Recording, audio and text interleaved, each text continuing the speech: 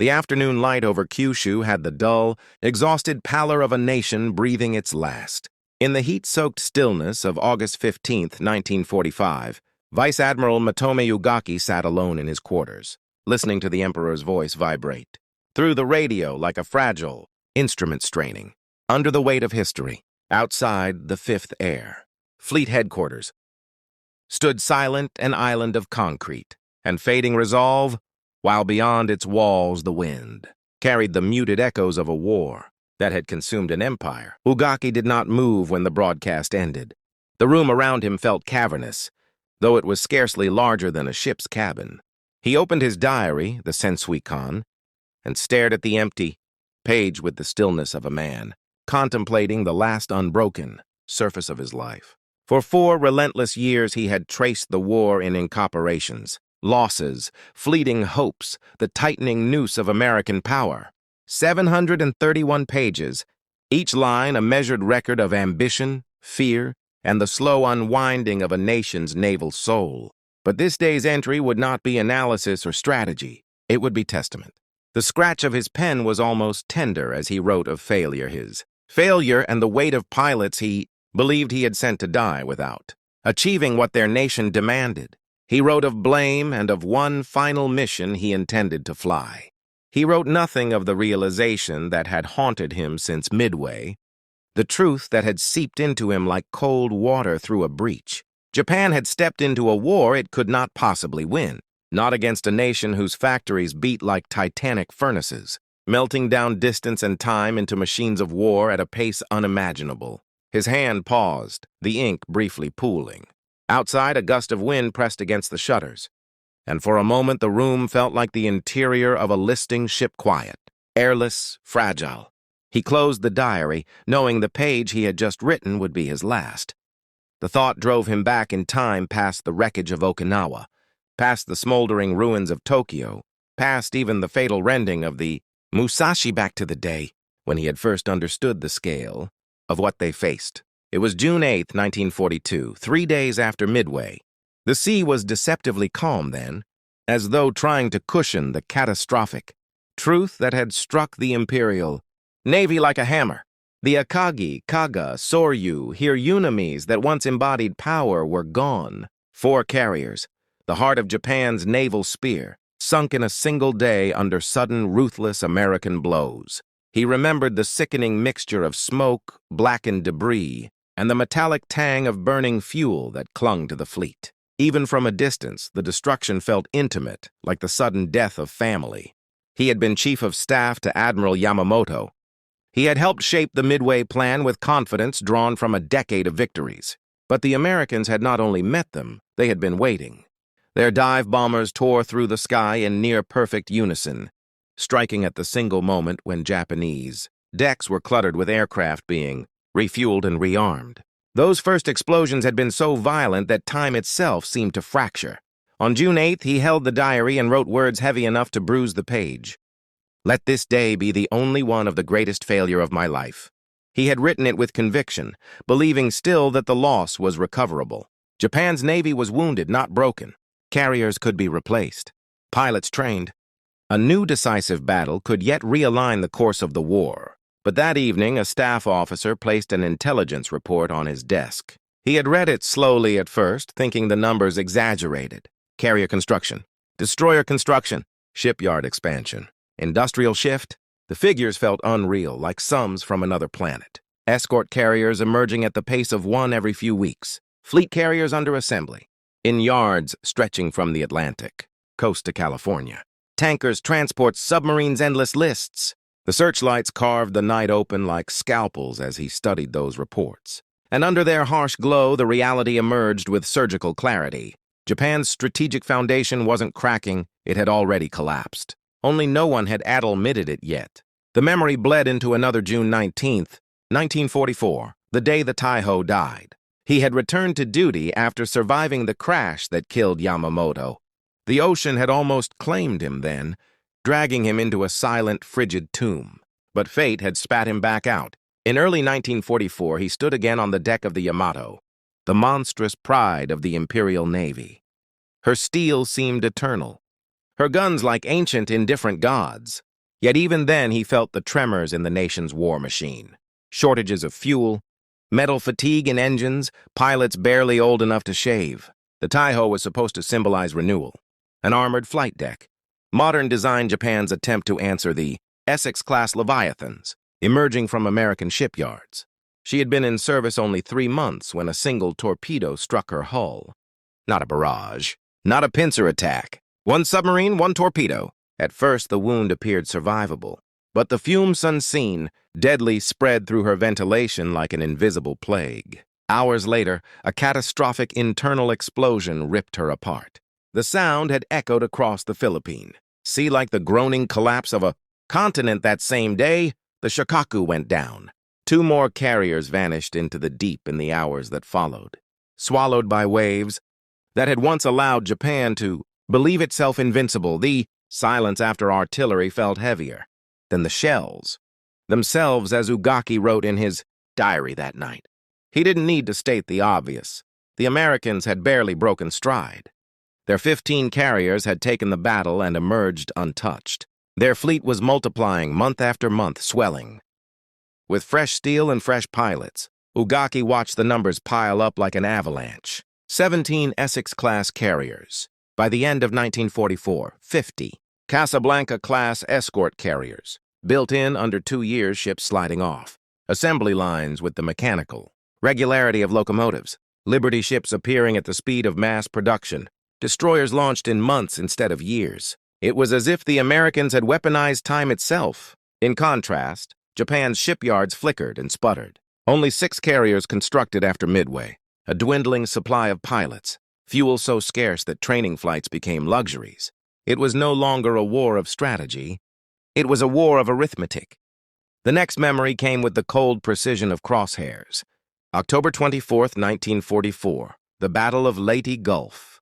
He saw again the black horizon, trembling with the vibrations of engines running too hard on too little fuel. He felt the thunder of explosions around the Musashi as American aircraft descended on the Proud.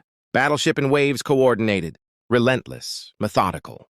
19 torpedoes, 17 bombs, a volume of fire no battleship in the world could survive.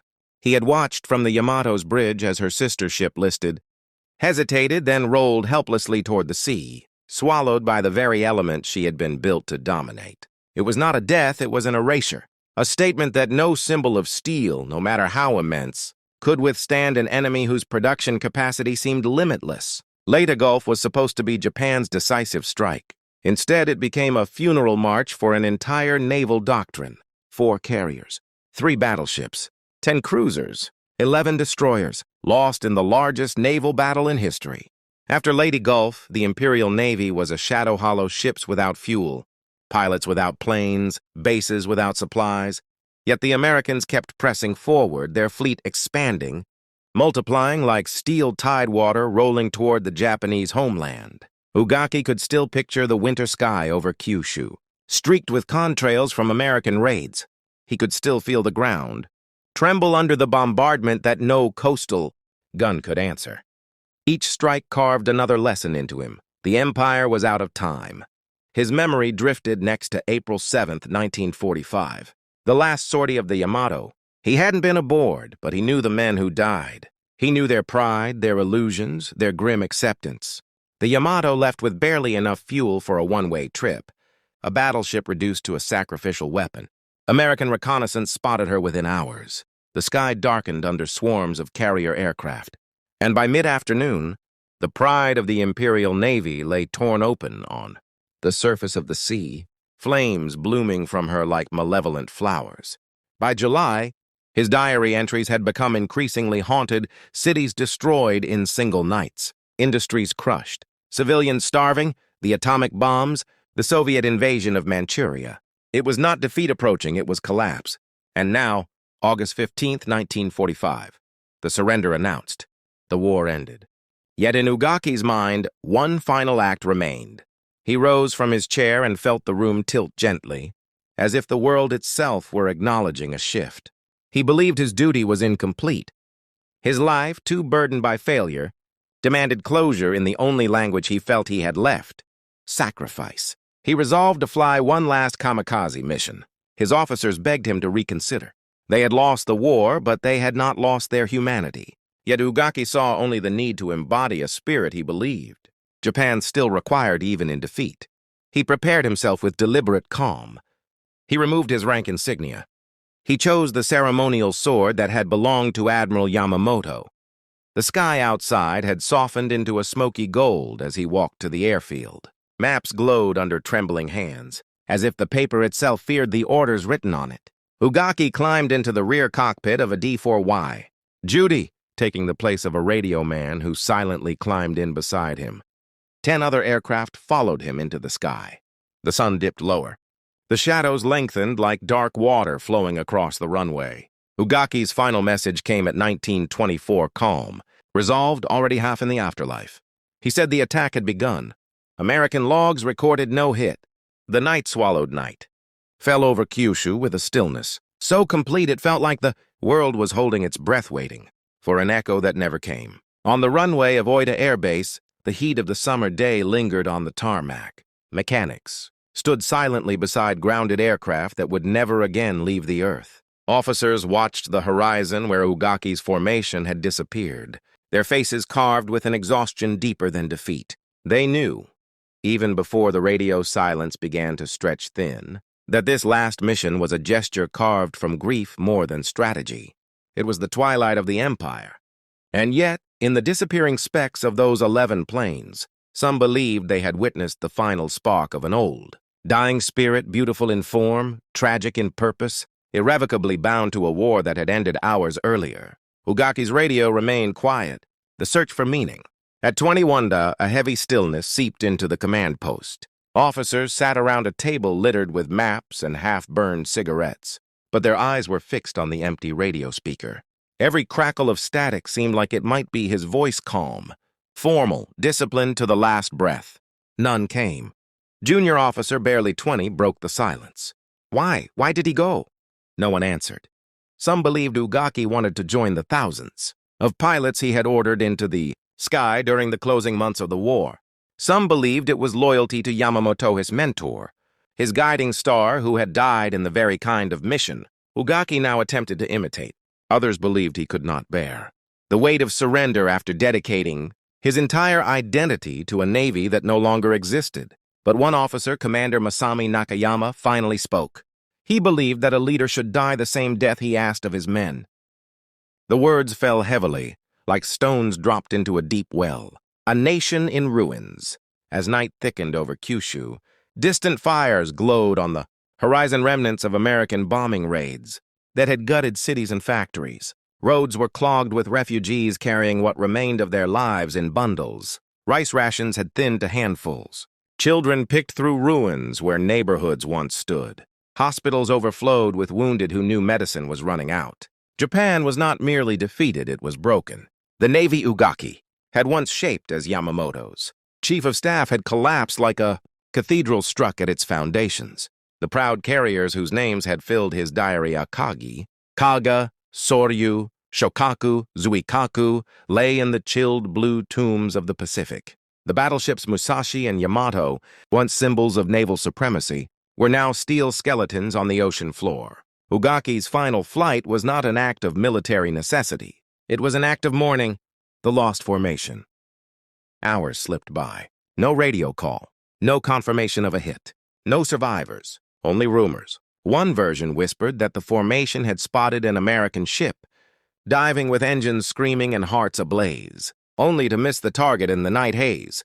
Another rumor suggested the formation was lost at sea, fuel drained, plunging into the waters near Tokunoshima. A few claimed a single aircraft was seen descending into darkness, trailing smoke. Nothing was verified. American post-war records listed no damage, no attacks, no alarms that night. For all his final resolve, Ugaki's last mission ended the way so many others had in 1945, without effect, swallowed by the overpowering tide of American air dominance and Japan's logistical collapse, a diary without a final sentence. Back in Ugaki's quarters, the Sensuiken diary sat on his desk exactly where he had left it. Officers would later enter the room with reverent caution. The diary lay open to the page he had written hours earlier, the ink dried, the handwriting steady. It contained no grand poetry, no sweeping declarations, only duty, regret, self-reproach, and the quiet confession of a man who believed himself, responsible for the deaths of many, yet powerless to change the course of a war decided by industrial might and strategic miscalculations. A bookmark lay near the front of the diary on an entry dated June 8, 1942. Midway, his greatest failure, his turning point, his prophecy. The final legacy? In the years that followed, historians debated Ugaki's last act. Some condemned Ida a needless, futile sacrifice after the war had already ended. Others interpreted it as loyalty taken to tragic extremes. A few admired his resolve, though not the decision itself. But all agreed on one truth. Ugaki's final flight marked the symbolic end of Japan's militarist era. His story became a mirror through which Japan examined its wartime leadership, its doctrine of sacrifice, and the haunting contradictions of honor in a war, shaped by overwhelming asymmetries in industrial power. In the end, his life was not defined solely by his death. It was defined by the diary he left behind, 131 pages that captured the rise, fracture, and collapse of the Imperial Japanese Navy from a man who lived at its very center. And somewhere out in the Pacific night and scene, unheard, unfound, his last flight faded into the darkness, a closing echo of an empire's final breath. The war was over. The guns were silent. The factories cold. The warships, symbols of national ambition, were rusting in foreign harbors or resting beneath the waves. And in the uneasy calm of occupation, Japan faced a question deeper than politics, deeper than reconstruction. What now should be remembered of the men who led it into the abyss? The diary emerges from the ruins. Weeks after Japan's surrender, American intelligence officers entered the remnants of military headquarters across Kyushu. In a quiet room that smelled of dust and fading tatami, they found a thick leather-bound volume on a desk, Ugaki's Sensuiken diary. 731 handwritten pages, raw, unfiltered, disillusioned. A personal window into the inner conflicts of a naval commander struggling with decisions that shaped the fate of millions. Americans recognized its historic importance immediately. This was not a propaganda document or post-war apology. It was a contemporaneous record written in the moment, untouched by hindsight.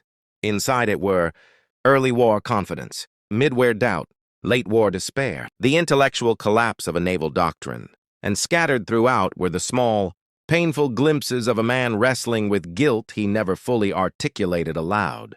The diary would eventually become one of the most important Japanese primary sources of the Pacific War. A nation reflects on its leaders. Japan spent the late 1940s in a state of moral rebuilding as much as physical reconstruction. Cities lay in rubble, but so did identities. The samurai ethos that had shaped Meiji militarism, the imperial ideology that glorified sacrifice, the unquestioning obedience to military authority, these cultural pillars were suddenly suspect. Where then did Ugaki fit? Some scholars viewed him as a tragic symbol, a man raised by a system that demanded obedience and ultimately consumed its own disciples. Others painted him as a cautionary tale, a competent strategist bound tightly to a failing ideology, unable to challenge the tide of militaristic extremism even as the evidence of impending defeat grew impossible to ignore. But the moment that defined how history would remember him was not Midway or Lady Gulf. It was August 15, 1945, when he chose death over surrender in a mission that accomplished nothing. This decision became the focal point of post-war debate, raising questions that Japan still struggles with today. Was it honor? Was it delusion? Was it loyalty taken too far? Or an inability to face a future without the institution that defined him? The ethical divide. By the 1960s and 70s, Japanese historians had split into two schools of thought. School 1, Ugaki, the relic of a bygone ethos. These historians viewed him as the last expression of an obsolete ideology, the belief that loyalty to the emperor superseded survival, that self-sacrifice was the ultimate virtue, that officers must die with their men. They saw his final mission not as noble, but as spiritually hollow, a gesture severed from reality, strategy, and responsibility. Some labeled it almost selfish, a way to escape the consequences of choices that had cost Japan an entire generation of pilots, School 2, Ugaki the complex human being. Others argued for a more nuanced perspective. Ugaki was not a caricature of fanaticism. He was a man crushed by the weight of decisions. He believed he had mishandled even, though many were beyond his control. His diary revealed regret, doubt, bitterness toward ultranationalist leadership, and a growing sense that Japan had misread the industrial and strategic realities of the world. These scholars saw his final sortie as a personal ritual, an attempt to atone for what he saw as his failures as a leader. Not logical, not effective, but deeply human. The Imperial Navy's ghosts. Ugaki's story is inseparable from the institution that molded him. The Imperial Japanese Navy, once modern, sleek, and confident, collapsed not from lack of courage, but from insufficient industrial capacity, flawed strategic doctrines, rigid thinking, miscalculation of American power, over-reliance on decisive battles, chronic pilot shortages, poor intelligence coordination, and a national ideology that demanded self-sacrifice over adaptation. In Ugaki's diary, these cracks appear long before the public or even many officers recognize them. His voice becomes the ghostly narrator of the Navy's decline, a man watching a machine break down from the inside. Post-war Japan and the changing view of sacrifice. As Japan rebuilt into a peaceful democratic society, the values that once defined the military elite began to invert. Sacrifice was no longer admired without question. Obedience was no longer a universal virtue. Death was no longer considered more honorable than surrender. Ugaki's story, once framed as tragic heroism, began shifting into cautionary history. By the 1990s, documentaries, academic theses, and public debates placed his final mission alongside the broader, moral collapse of late-war Japan. Today, his story is often cited as one of the clearest illustrations of how ideology can override reason, even in deeply intelligent, highly trained leaders. What remains of him today? In Japan, there are no grand monuments to Matome Ugaki, no towering statues, no shrine-like memorials, only his diary, a few fading photographs, scattered wartime correspondence, and the debates that still swirl around his last decision. To some, he is a tragic figure. To others, a symbol of flawed militarism. To many historians, he is a key witness, his diary, a lantern shining backward into the darkest corridors of Japan's wartime command. Ugaki's legacy is neither heroic nor villainous. It is complicated as human legacies often are, and in that complexity lies the real lesson of his life. The ocean remembers. Long after ships have sunk and nations have risen from ruin, the Pacific still holds the silent graves of the men and machines that defined the war's fiercest battles. Down there, beyond the reach of sunlight, the hulk of the Musashi sleeps. The Yamato rests broken, her steel ribs spread across the seabed like the remains of a primordial creature. The carriers that once shaped the empire's dreams are nothing more than rusting silhouettes among silent currents. But the Pacific does not remember names. History does. And history is where Matome Ugaki lives now, not as a hero, not as a villain, but as a symbol of the contradictions that shaped an era. The weight of a diary. 731 pages. 4 years of war. One man's voice. The Sensuikan diary remains one of the most intimate windows into the Imperial Navy's journey from confidence to collapse. It allows historians not only to trace events, but to understand the inner erosion of certainty and belief. In its early pages, Ugaki writes with the precision of a strategist, measured, confident, dedicated. But as the pages turn, his voice shifts. He becomes reflective, then anxious, then heavy with the burden of decisions that no longer align with the war. Japan is capable of fighting. By 1945, the entries read like confessions. The diary is not only a historical document, it is a mirror reflecting the gradual dismantling of a worldview built on infallibility. It is the intellectual story of defeat, a war of humans, not myths. Ugaki's life illustrates a truth often lost beneath the sweeping narratives of global conflict. Wars are not fought by symbols. They are fought by people, people with doubts, people who miscalculate, people who cling to beliefs even as the world changes beneath their feet, people who carry guilt heavier than metals. Ugaki's final mission, beautiful in drama, tragic in logic, was not an act born from barbarism, but from a deeply human combination of grief, loyalty, and identity. He was a man who could plan vast operations with surgical precision, yet struggled to understand the emotional consequences of his own orders. He could recognize strategic failure, yet remain bound to a code that forbade retreat. He could articulate doubt in private writings, but not in front of those who followed him. His contradictions are our contradictions. Japan's rebirth. After 1945, Japan transformed faster than any nation in modern history. The cities were rebuilt. The economy surged. Militarism gave way to industry, innovation, and democracy. And in this new Japan, the era of men like Ugaki became a subject of introspection rather than celebration. Students studied the Pacific War not to relive glory, but to understand failure. Leaders spoke not of conquest, but of peace. The nation rebuilt its identity not on sacrifice, but on restraint. Ugaki's story, once used as propaganda by both admirers and critics, softened into something more valuable. A lesson. Not about bravery, not about futility, but about how institutions can shape and distort the moral compass of those who serve them. The human lesson. In the quiet corridors of museums and archives, where Ugaki's diary now rests behind protective glass, visitors read the last entry, the one he wrote hours before taking off for the final time. There is no rage in it, no hatred, no fanaticism. Just a man confronting the weight of a war he gradually realized he could not win, yet felt obligated to finish. His final flight was not a military event. It was a human one. The ultimate expression of a man unable to reconcile duty with defeat. It teaches us that the most dangerous moments in history are not always when armies clash, but when leaders cannot imagine futures beyond the institutions they serve. The closing horizon. Somewhere in the waters south of Kyushu, where the sky meets the vast Pacific. The last trace of Ugaki's flight dissolved into night nearly 80 years ago. His plane was never found. His last target was never confirmed. His legacy was never simple. But in the end, his significance does not lie in the attack that never landed. It lies in his story, in the rise of an empire built on ambition, the arrogance that blinded it, the industry that crushed it, and the human beings caught in the machinery of decisions they believed were larger than themselves. History remembers Matome, Ugaki, because he embodied a truth that echoes far beyond the Pacific War. When nations pursue ideals without questioning them, it is always the living who pay the price, and the dead who teach the lesson. And so this story ends where all war stories end.